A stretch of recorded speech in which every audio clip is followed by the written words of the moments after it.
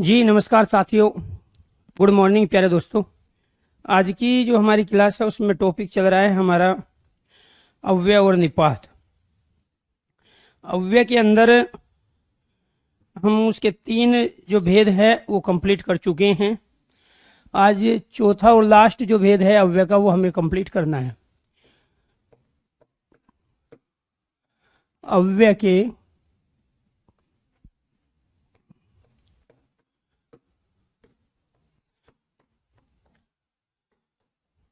अव्यय के भेद 4 होते हैं।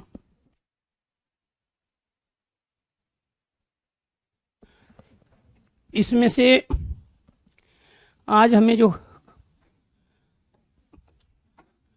पढ़ना है चौथा भेद वो है विषम्य बोधक अव्यय।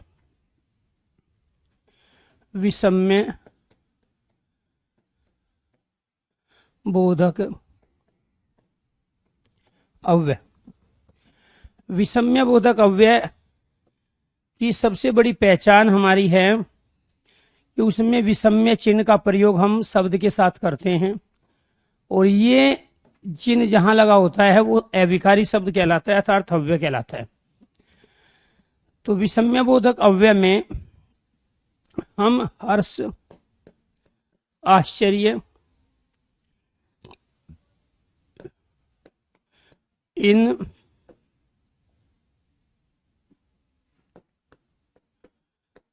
अव्यय का प्रयोग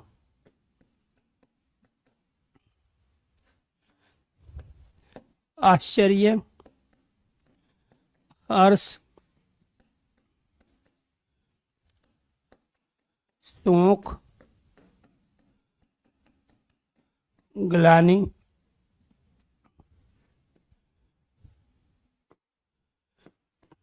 घृणा, आशीर्वाद,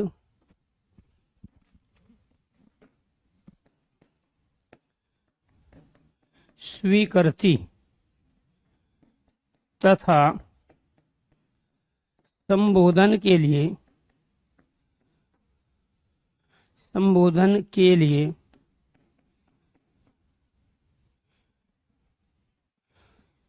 किया जाता है।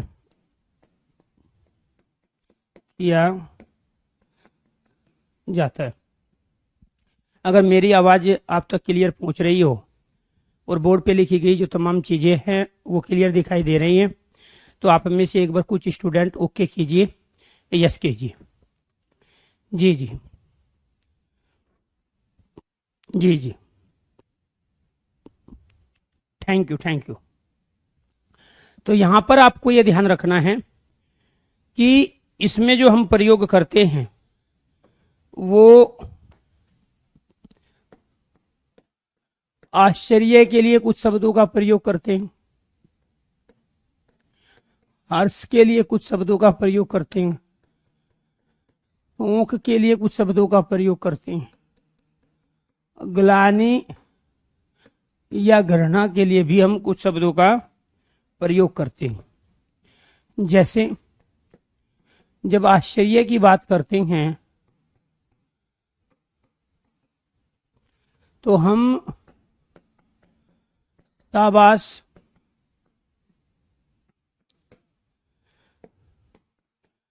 काश, वाह, आहा, अर्श के लिए जो प्रयोग करते हैं ओहो, ओए,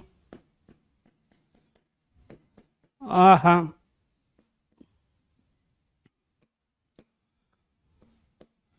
वाओ, वाहो, ये हर्ष कहते हैं अत्यधिक खुशी को। शोक के लिए हाय हाय, तराई तराई,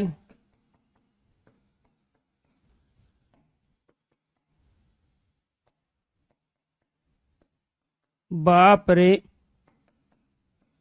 बाप, बस करो, ग्लानि, छी छी, थू थू, धत तेरे की,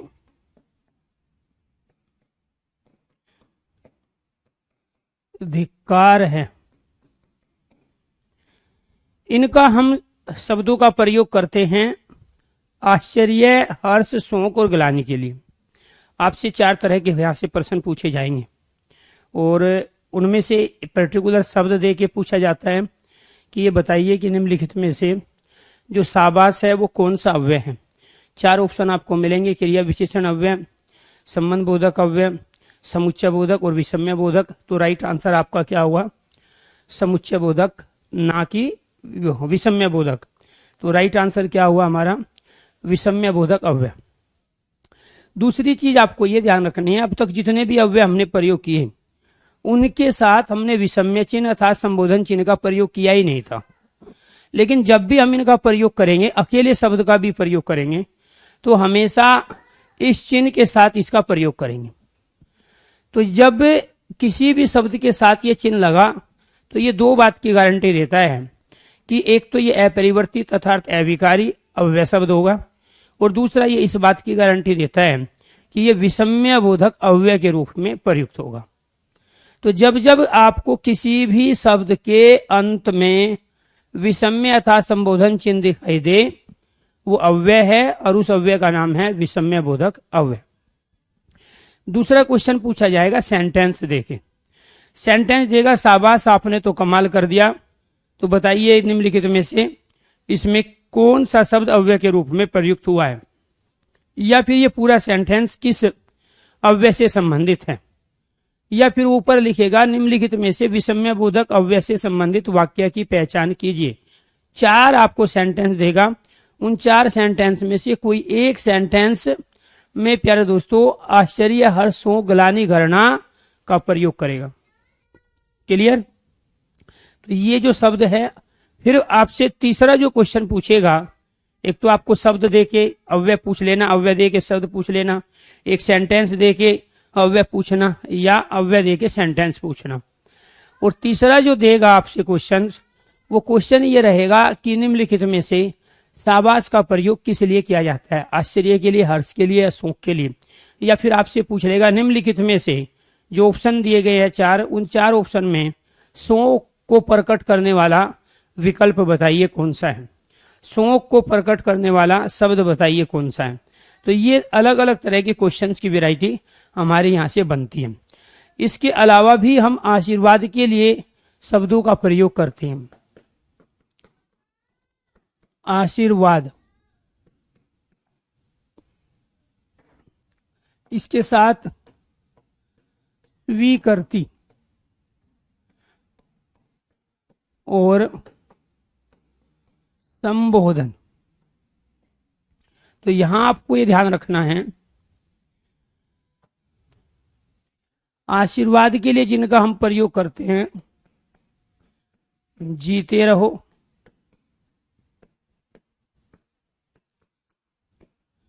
दीर्घ आयु हो, जीते रहो, दीर्घायु हो, आयुष्मान भव,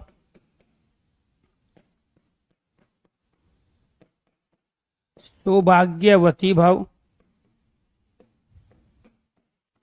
ये सारे हमारे क्या है, आशीर्वाद को प्रकट करने वाले शब्द। स्वीकृति, ठीक है,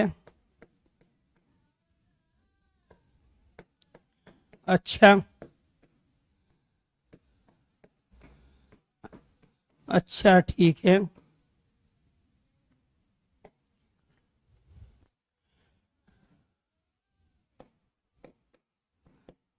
हाँ हाँ,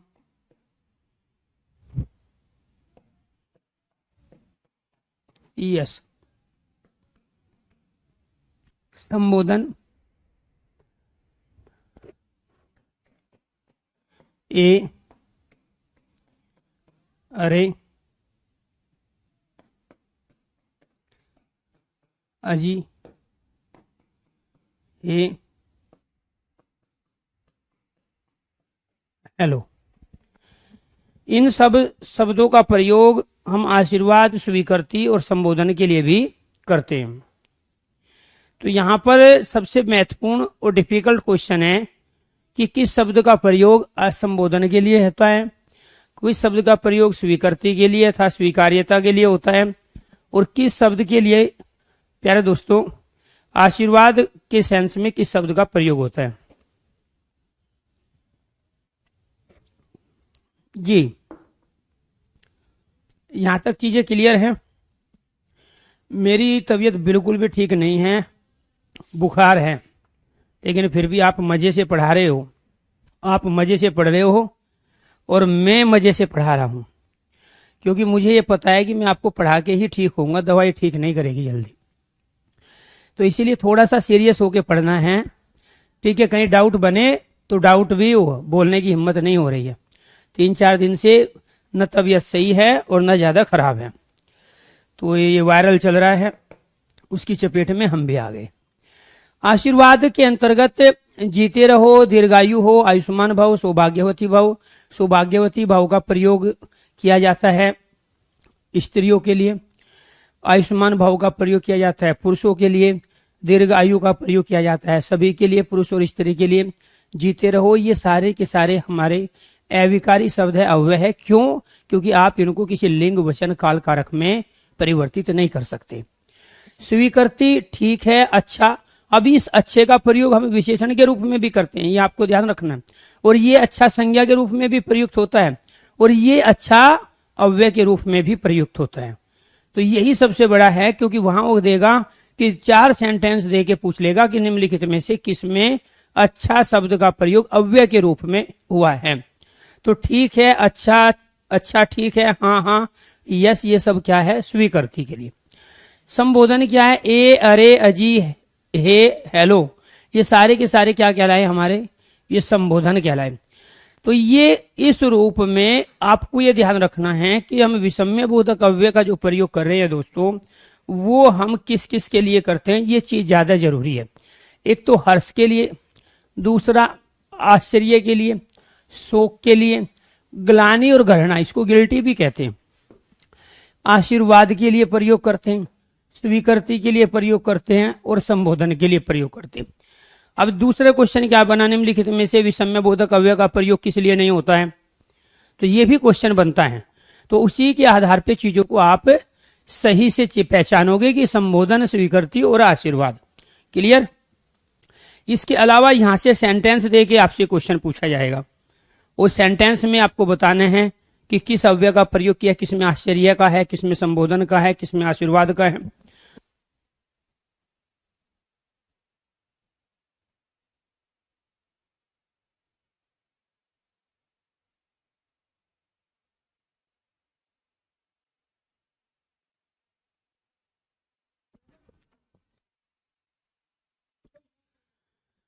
तो यहां पे जो सेंटेंस दे के पूछे जाते हैं, जैसे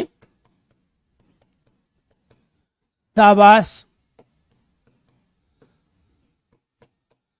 आपने तो कमाल कर दिया, शाबाश, आपने तो कमाल कर दिया। दूसरा, काश आप परिवार के साथ आते तो और अच्छा होता।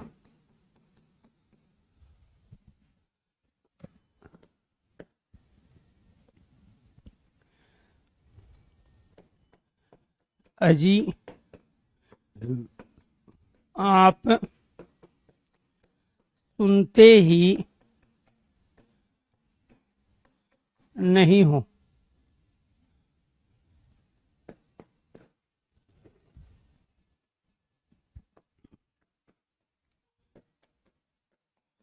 हे भगवान, मैं पास हो जाऊं।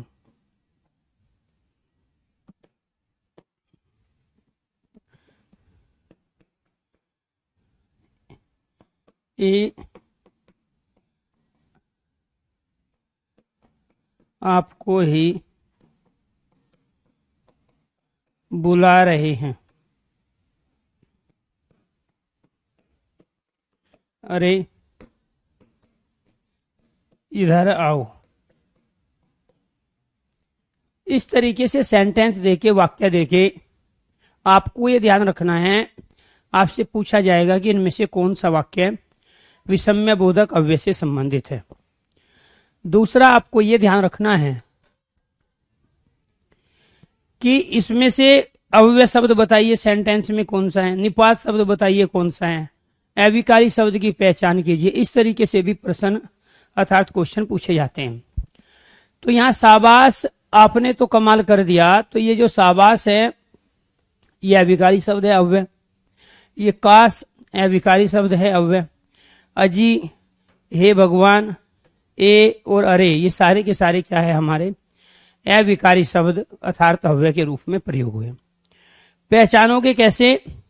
क्योंकि यहाँ पे जो ये संबोधन चिन्ह लगा हुआ है, इन संबोधन चिन्ह अर्थात विषम्य बोधन चिन्ह के आधार पे हम ये बताते हैं कि ये विषम्य बोधक अव्यय के रूप में यहाँ पे प्रयुक्त हुए हैं, जिसका किसी भी लिंग वचन काल कारक में परिवर्तन नहीं होता। तो वो सेंटेंस दे के पूछे या फिर पर्टिकुलर शब्द दे के पूछे, ठीक है, या फिर वो ये पूछे कि आश्चर्य के लिए किसका प्रयोग करते हैं, हर्ष के लिए किसका प्रयोग होता है, शोक के लिए किसका प्रयोग होता है, और ग्लानि के लिए किसका प्रयोग किया जाता है। क्लियर? तो ये सारे के सारे हमारे क्या थे, विषम्य बोधक अव्यय। अगर यहाँ तक चीजें समझ में आ गई है तो आप एक बार ओके कीजिए, यस कीजिए। इसके बाद में अव्यय का ही एक पांचवा भेद आचार्य किशोरीदास वाजपेयी के अनुसार है, और उसको कहते हैं हम निपात। इसको क्या कहते हैं? निपात। तो निपात और अव्यय में कुछ कॉमन चीजें हैं, पहले उनको नोट करते हैं, फिर दोनों को पढ़ते हैं कि किस तरीके से ये अव्यय से डिफरेंट हैं और किस तरीके से हम इनका प्रयोग करते हैं। निपात, निपात अव्यय की तरह, अव्यय की तरह अविकारी शब्द होते हैं।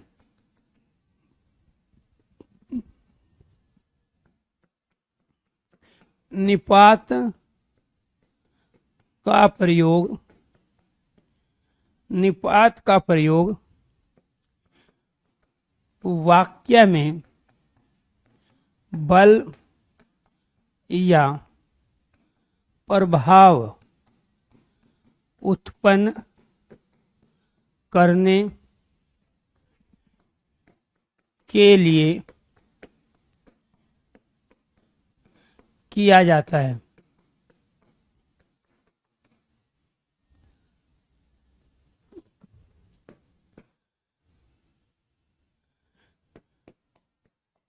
निपात अव्यय की तरह, पात अव्यय की तरह काल, स्थान, परिमाण, रीति, समुच्चय और विषम्य का ज्ञान नहीं कराते, ज्ञान नहीं कराते हैं। कॉमन चीज क्या है? कॉमन चीज ये है, हाँ, तो हर्ष कहते हैं अत्यधिक खुशी को। जब आपकी नौकरी लग जाएगी तो नौकरी लगने के बाद जो खुशी आपको मिलेगी, जो आपके पैर जमीन पे नहीं रहेंगे, ठीक है, जो आप उछलते हो कूदते हो, वो कहलाता है हर्ष। और हर्ष से भी ज्यादा बड़ी खुशी कहलाती है उल्लास। जब आप अपनी खुशी में दूसरे को शामिल करते हो और खूब हुड़दंगबाजी करते हो, वो उल्लास कहलाता है।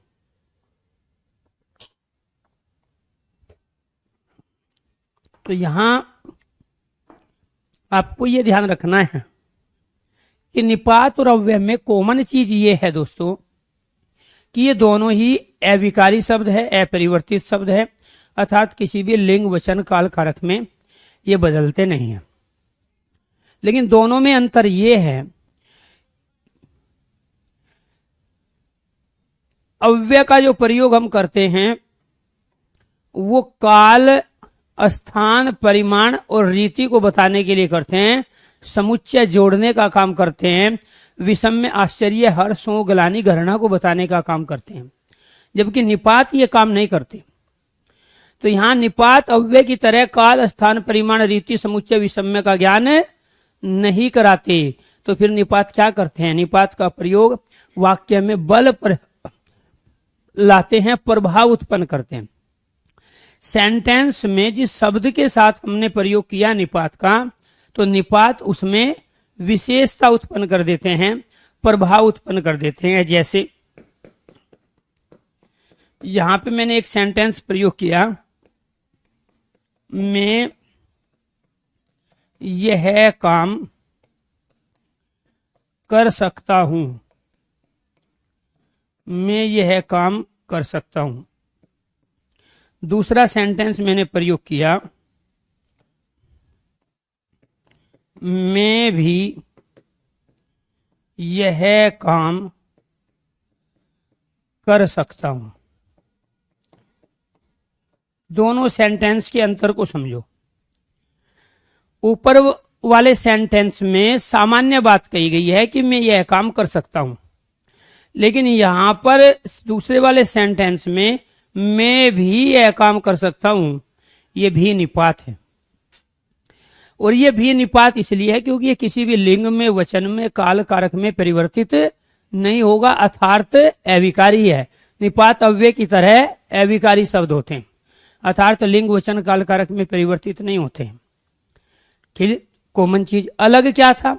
इस भी से न तो हमें काल, समय का ज्ञान हो रहा है, इस भी से न स्थान का ज्ञान हो रहा है, इस भी से न परिमाण, क्वांटिटी का ज्ञान हो रहा है, इस भी से कार्य के होने की स्थिति का भी ज्ञान नहीं हो रहा है, इस भी से जोड़ने का भी ज्ञान नहीं हो रहा है, इस भी से विषम में आश्चर्य का भी ज्ञान नहीं हो रहा है।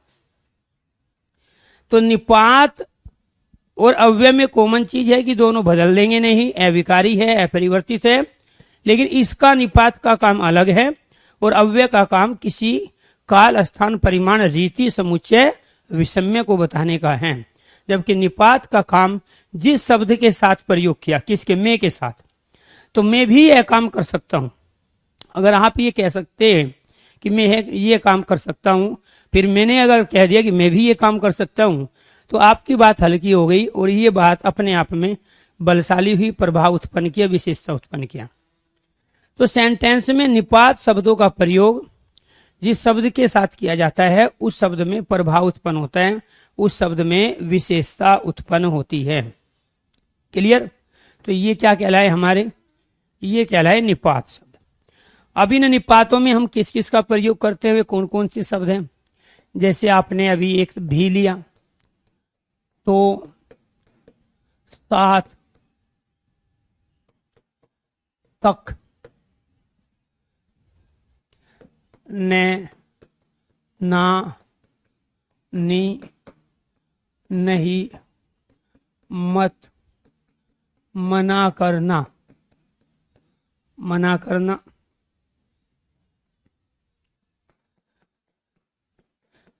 निषेध, वर्जित, लगभग, तकरीबन, तकरीबन,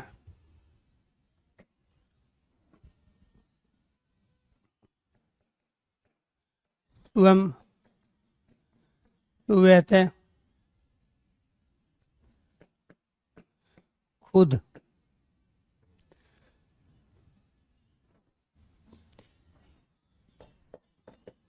आदि। ये सारे के सारे क्या हैं हमारे? ये निपात शब्द है। ये सारे के सारे क्या हैं? ये निपात शब्द है, क्योंकि इनको आप किसी भी लिंग, वचन, काल कारक में परिवर्तित नहीं कर सकते। तो आप लगभगे का लगभगी नहीं बना सकते हैं, तकरीबने तकरीबनी नहीं बना सकते हैं, स्वयं का स्वयं या स्वयं नहीं बना सकते हैं, तक का तकी या तके नहीं बना सकते हैं।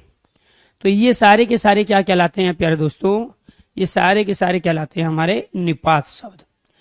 तो ये अव्यय हैं। क्यों है अव्यय? क्योंकि ये खर्च नहीं होते हैं, इसीलिए 5वें किशोरीदास वाजपेयी ने इसको 5वां अव्यय का वेद माना है। तो ये सारे के सारे हमारे कौन से शब्द हैं? निपात शब्द है। दूसरा क्वेश्चन कैसे बनेगा? सेंटेंस देगा, सेंटेंस में पूछेगा कैसे।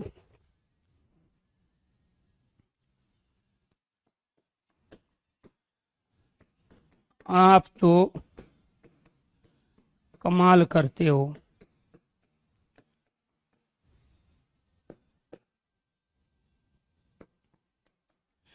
आप मेरे साथ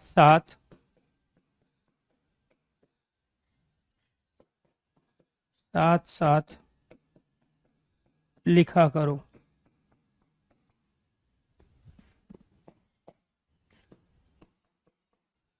शाम को देर तक नहीं पढ़ना चाहिए।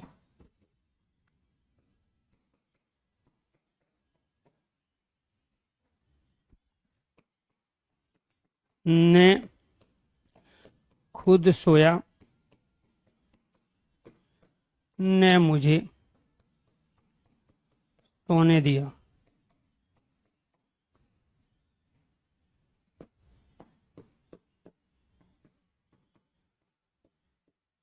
अध्यापक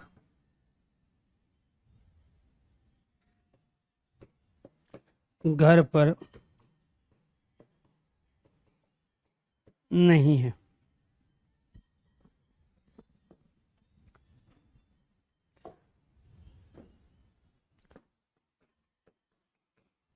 पानी स्वतः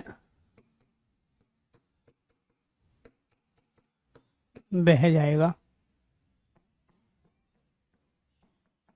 अपना कार्य स्वयं करो।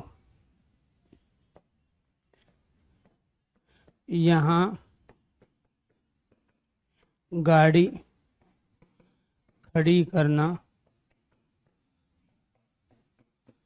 सख्त मना है।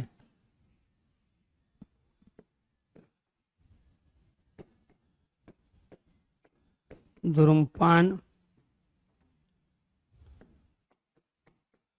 वर्जित है।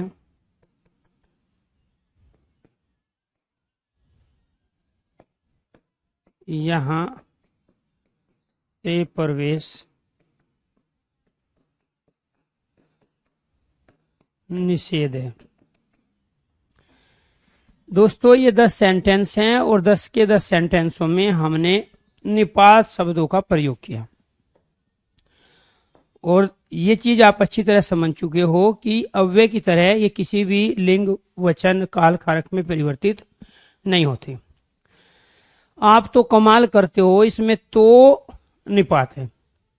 आप मेरे साथ साथ लिखा करो, इसमें साथ साथ निपात है। शाम को देर तक और नहीं, ये दोनों के दोनों निपात शब्द है। ने खुद सोया और ने मुझे सोने दिया, यहाँ पे ने खुद और ये ने क्या है? निपात है। अध्यापक घर पर नहीं है, यहाँ पे प्यारे दोस्तों नहीं निपात है, पर यहाँ कारक चिन्ह है, में पे पर अधिकरण कारक का। क्लियर?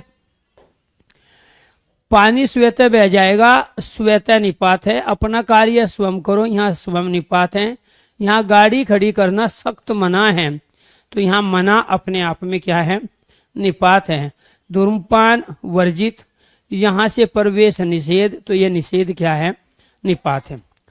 शोर मत करो, शोर मत करो, तो यहाँ पर ये मत क्या है दोस्तों? निपात है।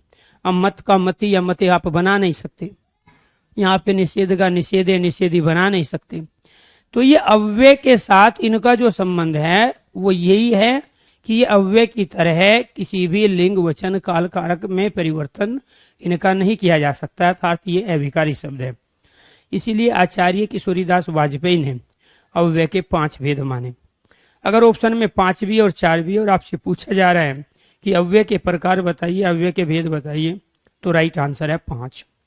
और जब ऑप्शन में 5 नहीं है तो फिर राइट आंसर है 4, और उन 4 में क्रिया विशेषण अव्यय, इसके बाद संबंध बोधक अव्यय, समुच्चय बोधक अव्यय, और इसके साथ विषम्य बोधक अव्यय का हम प्रयोग करते हैं।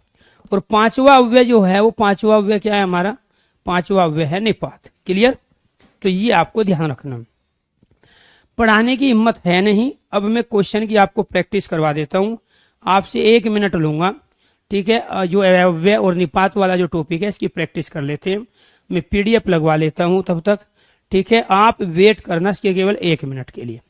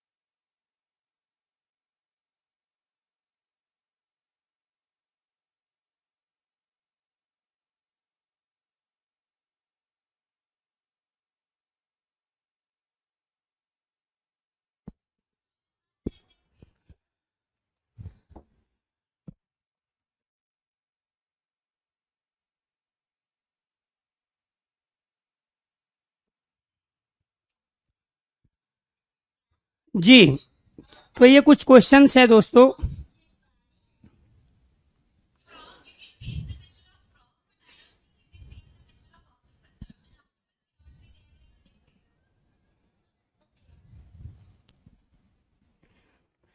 तो अब जो भी टॉपिक हमने कंप्लीट किया उससे जुड़े हुए जो कुछ क्वेश्चंस हैं उनके आंसर ले लेते हैं, फिर कल ले लेंगे नया टॉपिक। तो यहाँ आपको ध्यान रखना है, ठीक, अब सही है। देखो, अगर आपने अव्यय और निपात जो टॉपिक कंप्लीट हुआ है, पहले ये बताइए, अगर आपकी समझ में आ गया है तो आप एक बार ओके कीजिए, यस कीजिए, उसके बाद ही हम क्वेश्चन की प्रैक्टिस करेंगे। जितने भी बच्चे लाइव हैं, अगर आपको अव्यय और निपात में अंतर पता चल गया है और आपने ये सारी कंडीशन देख ली है कि किस तरीके से हम प्यारे दोस्तों यहाँ अव्यय और निपात को पहचानते हैं, ठीक है। दूसरे क्वेश्चंस अलग अलग, जितनी भी क्वेश्चन की वैरायटी बनती है वो सारी की सारी क्वेश्चन की वैरायटी आपके सामने आएगी इनमें। तो जिन शब्दों के रूप सदा एक से बने रहते हैं, अर्थात जिनमें लिंग वचन कारक से कोई विकार नहीं होता, उसे क्या कहते हैं? वाच्य, विकार, क्रिया विशेषण, अव्यय या संज्ञा। तो ये क्या पूछ रहा है? नहीं, ये नोट नहीं करने हैं, वो तो ऑलरेडी मैं क्लास नोट्स के रूप में आपको दे चुका हूँ उपकरण, ठीक है। आपको केवल समझना है और यहाँ पे इनकी प्रैक्टिस करनी है। तो क्वेश्चन नंबर 1 का राइट आंसर क्या होगा? जिन शब्दों के रूप सदा एक से बने रहते हैं अर्थात जिनमें लिंग वचन कारक से कोई विकार नहीं होता है, कोई परिवर्तन नहीं होता है, उसे क्या कहते हैं? उसे कहते हैं अव्यय। तो क्वेश्चन नंबर 1 का राइट आंसर क्या हुआ हमारा? सी। Very good. निम्नलिखित वाक्यों में से निपात का चयन कीजिए। मोहन ही जा रहा है, तो मोहन ही जा रहा है, इसमें मोहन निपात है, ही निपात है, या जा निपात है, या रहा निपात है? राइट आंसर क्या हुआ? प्रश्न संख्या 2। थोड़ा सा स्पीड के साथ आपको आंसर देना है। तो राइट आंसर क्या हुआ? राइट आंसर हो गया हमारा बी, अर्थात यहाँ ही निपात है। मोहन यहाँ संज्ञा शब्द है, व्यक्तिवाचक संज्ञा, जो कि आप कंप्लीट कर चुके हो। यहाँ जा मूल क्रिया है जिसको हम धातु भी कहते हैं, और रहा यहाँ सहायक क्रिया है। रहा है, रही है, रहे हैं, रहा था, रही थी, ये सब क्या है? सहायक क्रिया। तो राइट आंसर क्या हुआ हमारा? बी। इसके बाद निम्नलिखित वाक्यों में निपात का चयन कीजिए। तुमने चिट्ठी तक नहीं लिखी, तो इसमें निपात शब्द पूछ रहा है, क्या है? तुमने, चिट्ठी, तक और लिखी, 4 ऑप्शन आपको दिए। ध्यान ये रखना है, क्वेश्चन की वेराइटी, टॉपिक तो हमने कंप्लीट कर लिया, लेकिन क्वेश्चन की वेराइटी पे भी आपको थोड़ा फोकस करना है। तो प्रश्न संख्या 3 का राइट आंसर क्या दे दिया? सी, अर्थात तक। हालांकि इसमें नहीं भी निपाती है, लेकिन नहीं चूंकि ऑप्शन में नहीं दिया है, इसलिए हमें किसके आधार पे चलना है? दिए गए ऑप्शन के आधार पे। तो तुमने चिट्ठी तक नहीं लिखी, यहाँ तुमने सर्वनाम है, चिट्ठी यहाँ संज्ञा है, और लिखी यहाँ क्रिया है, तो बच क्या गया? तक बच गया। बाकी सबको आप किसी भी लिंग वचन काल कारक में परिवर्तित कर सकते हो, लेकिन तक का आप किसी भी लिंग वचन काल कारक में परिवर्तन नहीं होगा। आप आंसर टैली करके भी दोस्तों आंसर दे सकते हो। अब मान के चलो आप भूल गए कि कौन सा शब्द निपात है, कौन सा अव्यय है, आप ये देखो कि आखिरकार इसमें से ऐसा शब्द कौन सा है जिसको आप किसी भी लिंग वचन काल कारक में बदल नहीं सकते। अरे यहाँ तुम का तुम भी हो जाता है, तुमने, तुम्हें, तुम्हारा, तुम्हारी, तुम्हारे भी होता है, बदल रहा है। यहाँ चिट्ठी है, चिट्ठियां भी होता है। यहाँ लिख का लिखी, लिखता, लिखती भी होता है। तो ये तीनों बदल रहे हैं। इस जब बदल रहे हैं तो ये विकारी हुए, और जो बच गया वो अविकारी हुआ। और अव्यय और निपात क्या होते हैं? अविकारी होते हैं। इसलिए राइट आंसर हमारा बी, सी हो गया। निम्नलिखित वाक्यों में निपात का चयन कीजिए। 10 रुपये मात्र मिलेंगे, तो यहाँ पे 10 मात्र मिलेंगे या इनमें से कोई नहीं। तो ये आपको ध्यान रखना है प्यारे दोस्तों। जैसे सिर्फ, मात्र, केवल, ये हमारे निपात ही शब्द है।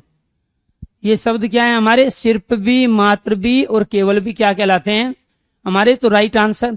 अब 10 का प्यारे दोस्तों, ये अपने आप में 10 का प्रयोग हम विशेषण के रूप में भी करते हैं और 10 का प्रयोग संज्ञा के रूप में भी करते हैं। जब काउंटिंग के सेंस में प्रयोग कर रहे हैं तो वहां ये विशेषण भी कह रहा है 10 रुपये, तो ये रुपये की विशेषता को बता रहा है, तो इसीलिए 10 तो नहीं होगा। 10 तो यहाँ विशेषण के रूप में आ गया। मिलेंगे, यहाँ क्रिया है, बच के आ गया मात्र। मात्र का मात्रे आप बना नहीं सकते, मात्र आप बना नहीं सकते। तो राइट आंसर क्या हुआ? राइट आंसर हो गया आपका बी। तो आपको ध्यान रखना है, सिर्फ, मात्र, केवल, ये क्या कहलाते हैं? ये निपात कहलाते हैं। ये क्या कहलाते हैं? हमारे निपात कहलाते हैं। आप इसका केवल का केवली या केवले नहीं बनाओगे, सिर्फ को आप परिवर्तित नहीं करोगे, इसीलिए यहाँ राइट आंसर हो गया बी है। वह हमेशा अपने भाई के गीत गाता रहता है। वाक्य में अव्यय पद बताना है। वह क्या है? पहले दोस्तों सर्वनाम। अपने क्या है? सर्वनाम। गीत क्या है? कर्म अर्थात ऑब्जेक्टिव। यहां हमेशा किसको बता रहा है? काल को बता रहा है। कौन सा अव्यय है? क्रिया विशेषण अव्यय।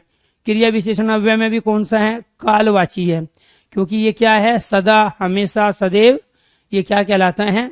अव्यय शब्द कहलाता है। क्लियर? नेक्स्ट, ऐसे शब्द जिनमें रूप परिवर्तन विकार नहीं होता उसे क्या कहते हैं? संज्ञा, सर्वनाम, अव्यय, विशेषण।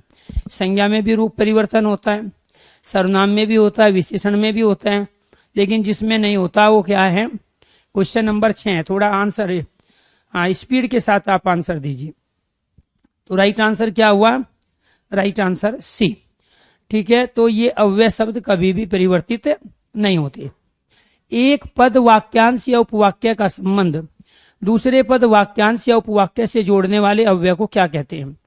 समुच्चय बोधक अव्यय, विषम्य बोधक अव्यय, क्रिया विशेषण या अप्रकट अव्यय। राइट आंसर क्या होगा? राइट आंसर क्या होगा जी? Very good. समुच्चय बोधक अव्यय का काम क्या होता है? दो शब्दों को आपस में जोड़ने का, वाक्यांश या वाक्य को जोड़ने का। वेरी गुड, राइट आंसर है। एक पद वाक्यांश उपवाक्य का संबंध दूसरे पद वाक्यांश या उपवाक्य से जोड़ने का जो काम करता है वो कहलाता है समुच्चय बोधक अव्यय। जैसे कि, चूंकि, ताकि, जिससे कि, उससे कि, ताकि। अव्यय के भेद बताइए। 5, 4, 1 और 3। अब ऑप्शन में 5 भी है, ऑप्शन में 4 भी है। ज्यादातर बच्चे क्या करेंगे? 4 करेंगे। राइट आंसर क्या है? Right answer 5। क्यों होगा 5? क्योंकि निपात भी तो अविकारी शब्द है, निपात भी तो अव्यय है। तो जब तक ऑप्शन में 5 है तब तक राइट आंसर 5, और जब ऑप्शन में 5 नहीं है तब राइट आंसर क्या होगा? 4 होगा। तो 5 कौन कौन से हुए? क्रिया विशेषण अव्यय, संबंध बोधक अव्यय, समुच्चय बोधक, विषम्य बोधक और 5वां निपात।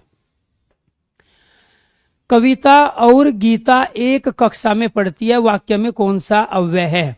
क्रिया विशेषण अव्यय है, समानाधिकरण समुच्चय बोधक अव्यय है, व्याधिकरण समुच्चय बोधक अव्यय है। व्याधिकरण मतलब जिसके अलग अलग आधार हो, ठीक है, तो या फिर विषम्य बोधक अव्यय है। राइट आंसर बताइए क्या है?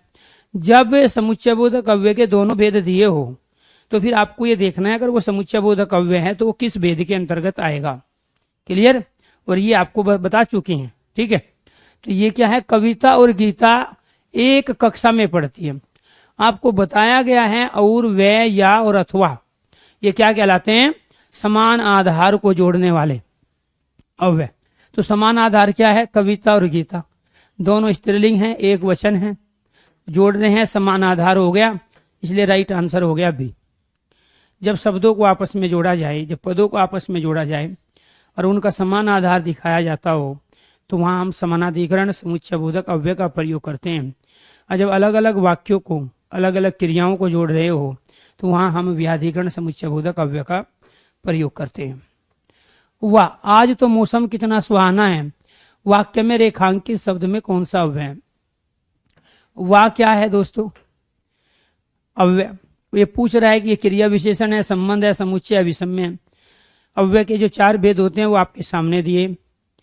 तो ये वाह पूछ रहा है, तो वाह क्या कहलाएगा दोस्तों? क्या लगा हुआ है यहाँ? विषम्य चिन्ह। और जहां विषम्य बोधक चिन्ह लगा होता है, संबोधन बोधक चिन्ह लगाया है, वो क्या कहलाता है? विषम्य बोधक अव्यय कहलाता है। क्या कहलाता है? विषम्य बोधक अव्यय। मोहन बीमार है इसलिए वह आज नहीं आएगा, वाक्य में कौन सा अव्यय है? तो बताइए, मोहन बीमार है इसलिए वह आज नहीं आएगा। क्रिया विशेषण अव्यय है, समानाधिकरण समुच्चय बोधक है, व्याधिकरण समुच्चय बोधक है, या फिर विषम्य बोधक अव्यय है। राइट आंसर, पहले तो आपको अव्यय की पहचान होनी चाहिए। मोहन क्या है? यहाँ पे संज्ञा।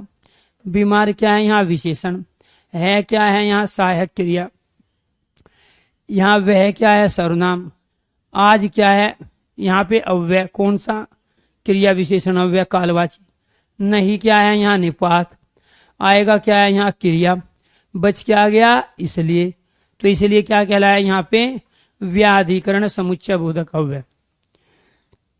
मोहन बीमार है इसलिए वह आज नहीं आएगा, तो यहाँ दो अलग अलग सेंटेंसों को जो जोड़ने का काम कर रहा है, अलग अलग आधार वाले, उसी को कहते हैं व्याधिकरण समुच्चय बोधक अव्यय। राइट आंसर आपका सी हुआ। चोर को सजा हुई क्योंकि उसने बैंक में चोरी की थी। इस वाक्य में समुच्चय बोधक अव्यय का चयन कीजिए। हुई क्रिया है, बैंक संज्ञा है, को कारक चिन्ह है, बच के आगे आपका क्योंकि, बच के आगे आपका क्योंकि, तो ये क्योंकि क्या है, ये क्योंकि यहाँ पे प्यारे दोस्तों समुच्चय बोधक अव्यय है। चोर को सजा हुई अलग सेंटेंस, उसने बैंक में चोरी की थी अलग सेंटेंस, क्योंकि के द्वारा जोड़ा गया, और ये कहलाएगा व्याधिकरण समुच्चय बोधक। क्या कहलाएगा, व्याधिकरण समुच्चय बोधक। नेक्स्ट, छत के ऊपर राम खड़ा है। वाक्य में रेखांकित शब्द में कौन सा अव्यय है। रेखांकित किसको किया गया है, के ऊपर को, तो यहां ये पूछ रहा है रेखांकित शब्द में अव्यय, क्रिया विशेषण अव्यय, संबंध बोधक, समुच्चय बोधक और विषम्य बोधक। राइट आंसर क्या, जिसने जो इस क्वेश्चन का राइट आंसर देगा वो लाइफ में कभी भी अव्यय और निपात वाला क्वेश्चन गलत नहीं करेगा, कभी भी लाइफ में गलत क्वेश्चन नहीं करेगा अव्यय और निपात वाला, जो इसका राइट आंसर देगा। Very good.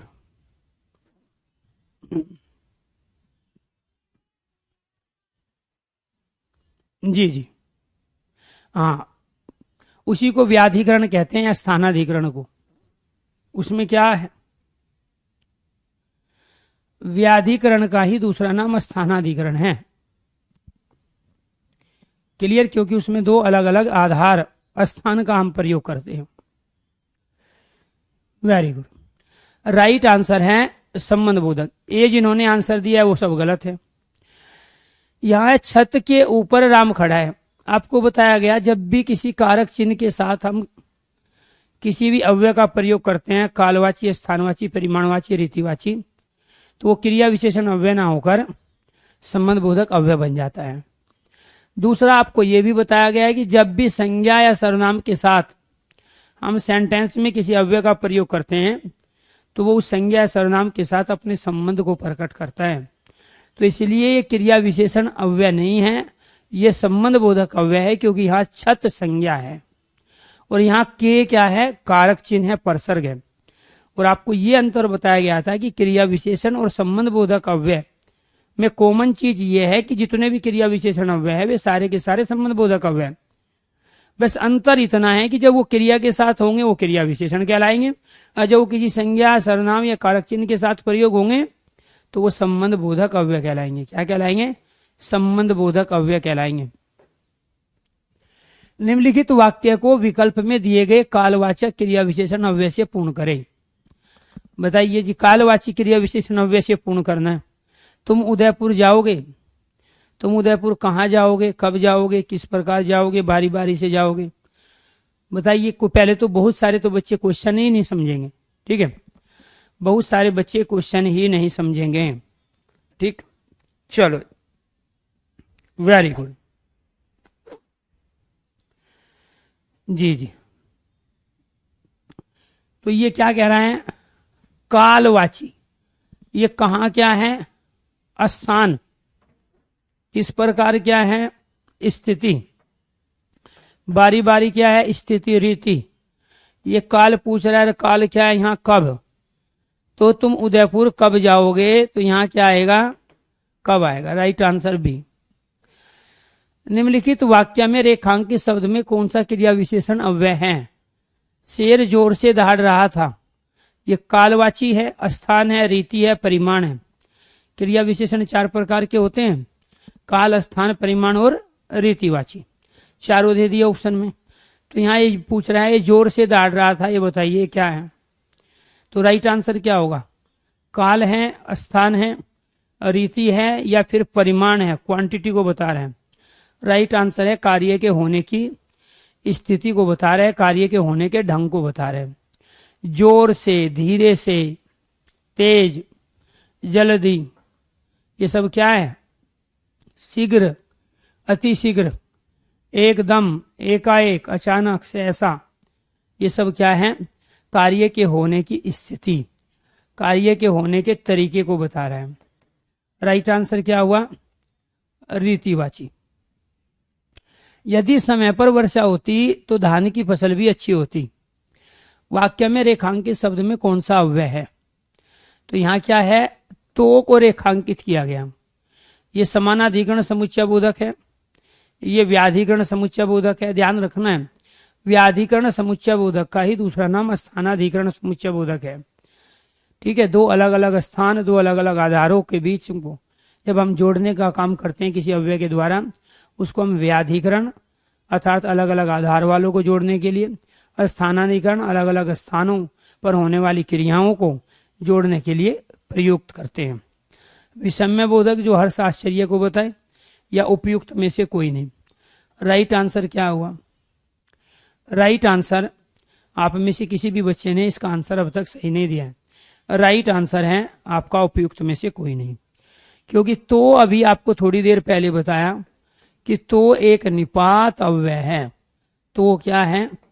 तो एक निपात अव्यय है, वो इसमें दिया नहीं है। अरे यहाँ विषम्य बोधक होगा नहीं क्योंकि ये चिन्ह नहीं आया, इसलिए व्याधिकरण और समानाधिकरण अव्यय के रूप में हम प्रयुक्त कर नहीं करते, तो इसलिए उपयुक्त में से कोई नहीं। राइट आंसर डी है। इसका मतलब आप चीजों को रटते हो, समझते ही नहीं हो। अरे यह बैट कैसे टूट गया, वाक्य में कौन सा अव्यय है? तो क्लियर है, यहाँ पे संबोधन चिन्ह लगा हुआ है, विषम्य बोधन चिन्ह लगा है, अरे का प्रयोग हुआ है। राइट आंसर विषम्य बोधक। तो क्वेश्चन नंबर 17, अब बताओ, आंसर देने में भी आप टाइम लगा रहे हो। तो ये क्या है? विषम्य बोधक अव्यय। राइट आंसर आपका डी। बच्चे कटी पतंग की ओर दौड़ पड़े, वाक्य में संबंध बोधक अव्यय का कौन सा भेद है? कालवाची, स्थानवाची, दिशावाची या साधनवाची? बच्चे कटी पतंग की ओर दौड़ पड़े, तो यहाँ कटी पतंग की ओर दौड़ पड़े में यह जो बता रहा है वो दिशा को बता रहा है। किसको बता रहे हैं? इस ओर, उस ओर, इधर उधर, कटी पतंग की ओर। तो ये सब क्या है दोस्तों? दिशा को बता रहे हैं। किसको बता रहे हैं? दिशा को। 18 का राइट आंसर सी। वह चाय के साथ नमकीन खा रहा था, वाक्य में कौन सा अव्यय? संबंध बोधक, समुच्चय बोधक, विषम्य बोधक या निपात अव्यय? राइट आंसर क्या होगा? वह चाय के साथ नमकीन खा रहा था। तो राइट आंसर क्या है? डी। क्यों? क्योंकि इसमें सात, इसमें प्यारे दोस्तों यहाँ निपात अव्यय के रूप में प्रयुक्त हुआ है। तो 19 का राइट आंसर क्या हुआ? डी। देखो अभी थोड़ी देर पहले पढ़े और उसके बावजूद आप गलत कर रहे हो, ऐसे थोड़ा ही चलेगा काम। तो निपात अव्यय है 7, अभी तो बताए थे आपको। हमारी तबीयत खराब है, चाहते तो ओप करते, लेकिन हमने सोचा कि नहीं, कुछ बच्चों के एग्जाम नजदीक हैं इसलिए करेंगे। हिम्मत नहीं थी और अभी भी नहीं है, ठीक है। लेकिन इसीलिए तो कह रहे हैं कि जब हम लोग मेहनत करते हैं तो आप मेहनत करते हो तभी तो सफल होंगे। अभी चीज पढ़ाई और उसके बावजूद ऐसे क्वेश्चन आप गलत कर रहे हो। निम्नलिखित में से अव्यय के रूप में प्रयुक्त होने वाले शब्दों का उदाहरण बताइए। क्या है? जब, तब, अभी और उपयुक्त सभी। दोस्तों यहाँ 20 क्वेश्चन आए और 20 में 15 क्वेश्चन की वेराइटी एकदम अलग थी। मेरा यहाँ कराने का मकसद दो था, एक तो मेरी हिम्मत नहीं थी आगे पढ़ाने की, और दूसरी ये थी कि क्वेश्चन की वेराइटी से आपका परिचय कराना था। आप आंसर सही दो गलत दो, ये वो छोटी चीज है, लेकिन जिस स्टूडेंट को कॉन्सेप्ट समझ में आ गया और क्वेश्चन की वेराइटी का पता चल गया कि किस तरीके के क्वेश्चन यहाँ से बनते हैं और पूछे जाते हैं, वो 100% उसको करके आएगा, ठीक है। तो इसीलिए आप यहाँ 4 ऑप्शन का सहारा मत लो, आप अपने कॉन्सेप्ट का सहारा लो। वो तो तब की बात है जब हमने बहुत पहले कोई चीज पढ़ी थी, कुछ याद है कुछ भूल गए, उस समय आपको 4 ऑप्शन का सहारा लेना होता है। वहां से आपकी प्रीवियस नॉलेज निकल के आती है और वहां आंसर टैली करके ऑप्शन के आधार पे आप आंसर दे सकते हो। जब कॉन्सेप्ट आपने अभी समझा 2 क्लास पहले आज वाली क्लास में, और उसके बावजूद भी अगर आप इस तरह का काम करो, गलत को आंसर दो, तो इसका मतलब है कि आप सीरियस होकर नहीं पढ़ते हो। निम्नलिखित में से अव्यय के रूप में प्रयुक्त होने वाले शब्द जब, तब, अभी, उपयुक्त, सभी। राइट आंसर डी हो गया। Very good. ये सारे के सारे अव्यय हैं, क्योंकि बदल ही नहीं सकते आप किसी भी लिंग वचन काल कारक में।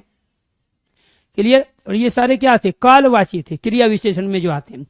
परिमाणवाची क्रिया विशेषण अव्यय के उदाहरण बताइए।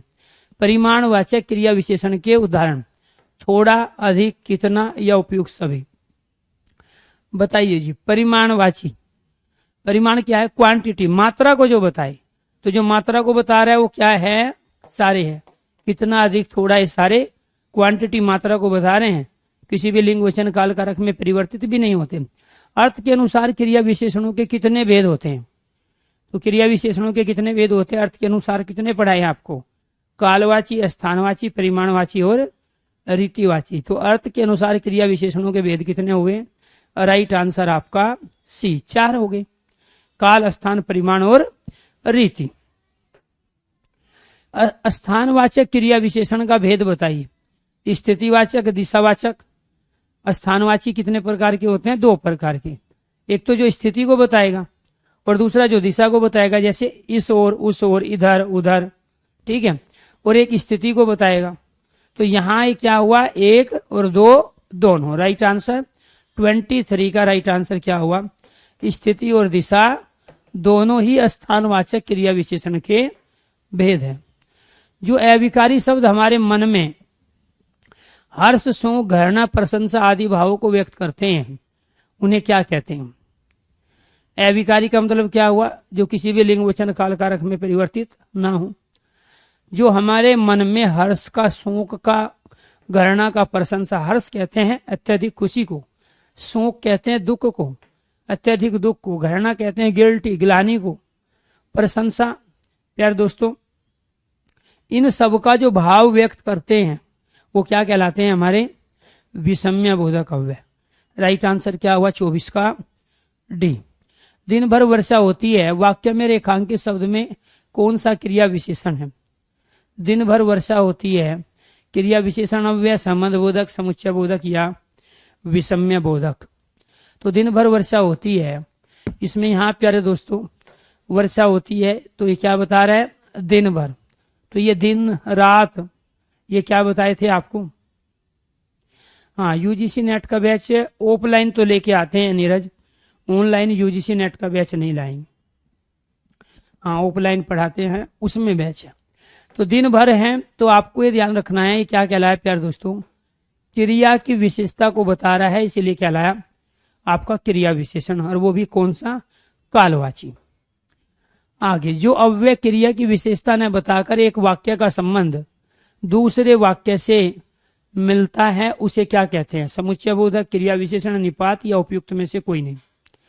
जो अव्यय क्रिया की विशेषता न बताकर एक वाक्य का संबंध दूसरे वाक्य से बताता है, वो क्या कहलाएगा? एक वाक्य से दूसरे वाक्य का संबंध बताता है तो क्या कहलाएगा? एक शब्द का दूसरे शब्द से बताता है तो क्या कहलाएगा? क्रिया की विशेषता ना बता के किसको बता रहे हैं? संबंध को बता रहे हैं। राइट आंसर उपयुक्त में से कोई नहीं। क्यों? क्योंकि वो संबंध बोधक कहलाता है। अरे एक संज्ञा का दूसरी संज्ञा से, एक सर्वनाम का दूसरे सर्वनाम से जो संबंध बताता है वो क्या कहलाता है दोस्तों? संबंध बोधक। वो ऑप्शन में है नहीं, राइट आंसर डी हो गया। अरे ये समुच्चय बोधक अव्यय क्या होता है? एक पद का दूसरे पद से योग। ये क्या कह रहा है? क्रिया की विशेषता न बताकर एक वाक्य का संबंध दूसरे वाक्य से। तो राइट आंसर उपयुक्त में से कोई नहीं। हमारे सामने शेर अचानक आ गया, वाक्य में रेखांकित शब्द में कौन सा क्रिया विशेषण प्रयुक्त हुआ है? राइट आंसर बताइए क्या होगा? हमारे सामने शेर अचानक आ गया, तो यहाँ पे क्या है दोस्तों? अचानक। और अचानक किसको बता रहे हैं? अचानक बता रहे हैं कार्य के होने की स्थिति को, शैली को, ढंग को, तरीके को। इसलिए राइट आंसर क्या हुआ? राइट आंसर हुआ डी। गीता गाती है और मीरा नाचती है, वाक्य में कौन सा अव्यय है? गीता गाती है और मीरा नाचती है, वाक्य में कौन सा अव्यय है? बताइए जी, अव्यय कौन सा है? और का प्रयोग हुआ है, तो यहाँ क्या है प्यारे दोस्तों? और क्या कहलाता है? हमारा समुच्चय बोधक अव्यय। क्यों? क्योंकि वो जोड़ने का काम कर रहा है। तो वो क्या कर रहा है? जोड़ने का काम कर रहा है। तो राइट आंसर क्या हुआ? राइट आंसर हुआ आपका सी, समुच्चय बोधक अव्यय। शाबाश, तुम्हें बधाई हो, क्योंकि तुमने अच्छा काम किया है।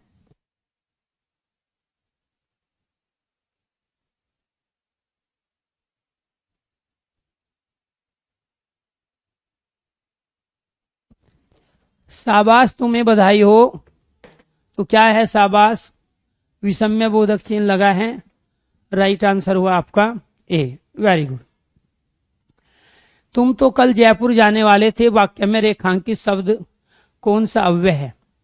तो ये क्या है इसमें? तो, और तो क्या कहलाएगा? क्रिया विशेषण, संबंध बोधक, समुच्चय बोधक। राइट आंसर क्या हुआ? निपात अव्यय। राइट आंसर क्या हुआ? निपात अव्यय। क्लियर? हाँ, अभी बैच आएंगे दोस्त। एक तो यूपी पुलिस कांस्टेबल का बैच ला रहे हैं 20 तारीख के आसपास, ठीक है, और इसके साथ हिंदी स्पेशल का बैच आएगा आपका अगले महीने 1 दिसंबर के आसपास। क्लियर? Very good. चलो जी, ये थे आपके दोस्तों हमारे 30 प्रश्न थे, ठीक है। ये हमने कर लिए अव्यय और निपात से। उम्मीद करता हूं अव्यय और निपात या विकारी शब्द आज की डेट में ज्यादातर पूछे जाते हैं।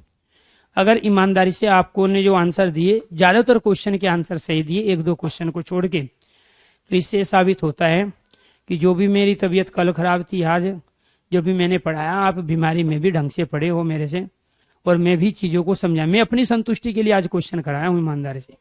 मुझे ये था कि जिस पर लय में मैं पढ़ाता हूँ, जिस परफॉर्मेंस जो होती है क्लास में के दौरान, जब माइक हाथ में आता है या पढ़ाना शुरू करते हैं, तो वहाँ हम इधर उधर की चीजों से दूर होके पूरा फोकस करके आप तक चीजें पहुंचाने का काम करते हैं। लेकिन मुझे ये था कि शायद ये टॉपिक कहीं ना कहीं थोड़ा उलझन भरा होता है बच्चों के लिए, ऐसा ना हो कि कहीं समझ में ना आए। लेकिन जो आपके आंसर आए तो उसमें मेरी तसल्ली हुई कि आपने ये टॉपिक 100% समझा और सभी क्वेश्चन का आपने बहुत अच्छी तरीके से आंसर दिया। ठीक है, कोई नहीं, 2-4 क्वेश्चन गलत हो जाते हैं। आप इसको दोबारा से जब भी मौका मिले एक बार और इन लेक्चरों को सुनना, जो कल मैंने क्लास दी और आज जो क्लास दी है, दोनों को सुन लेना। ठीक है, कल की क्लास का टॉपिक मैं नहीं अभी बता सकता कि मेरी तबीयत पूरी ठीक रहेगी, लेकिन कोशिश रहेगी काव्य का टॉपिक कराएंगे, रस छंद अलंकार, या इसके अलावा कोई भाषा बोली उपबोली का देखेंगे एक बार कि, लेकिन ग्रामर नहीं कराएंगे, ये तय। चाहे लिटरेचर कराना हो, काव्य कराना हो, भाषा बोली उपबोली कराना हो, लेकिन ग्रामर के और टॉपिक अभी नहीं कराएंगे। ठीक है, तो आपकी बच्चों के कल भी कमेंट थे, सर जी अलंकार करा दो, तो कोशिश रहेगी कि मैं काव्य, भाषा बोली उपबोली, या फिर प्यारे दोस्तों कवि लेखक व उनकी रचनाएं, वो वाला टॉपिक मैं कल लेके आऊंगा। उम्मीद करता हूं, शाम को तो तबीयत ज्यादा खराब थी, अब कुछ रिलैक्स महसूस कर रहा हूं, लेकिन थोड़ी थकान है। ठीक है, चलो जी, आज के लिए इतना ही दोस्तों, बाकी कल करते हैं एक नए टॉपिक की शुरुआत। तब तक के लिए सभी दोस्तों को नमस्कार।